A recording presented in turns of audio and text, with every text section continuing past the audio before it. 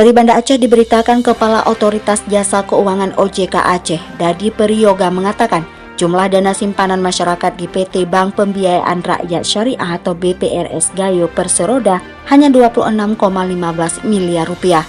Ia juga membantah dana nasabah di perbankan tersebut mencapai 40 miliar rupiah.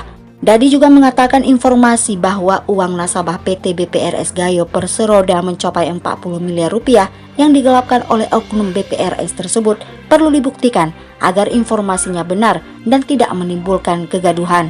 Dia menyampaikan jumlah dana simpanan warga yang dicatat dalam laporan dana pihak ketiga di BPRS, yakni sebesar 26,15 miliar rupiah.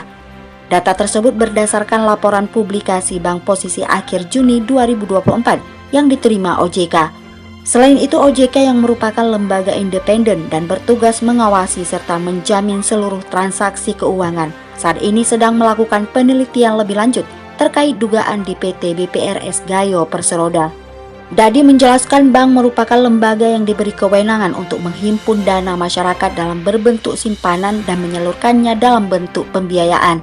Oleh karena itu sudah sewajibnya manajemen bank untuk melakukan pengelolaan dana masyarakat tersebut dengan amanah sesuai ketentuan berlaku.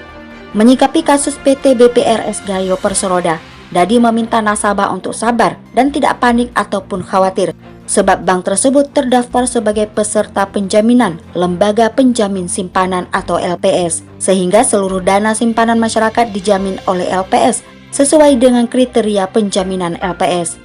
Sehubungan dengan itu, pihak OJK mengaku selalu melakukan pengawasan secara aktif dan efektif kepada seluruh lembaga jasa keuangan atau LJK. Segala bentuk penyimpangan dan pelanggaran akan ditindak sesuai dengan ketentuan berlaku dengan tetap memperhatikan keberlangsungan aktivitas bisnis LJK.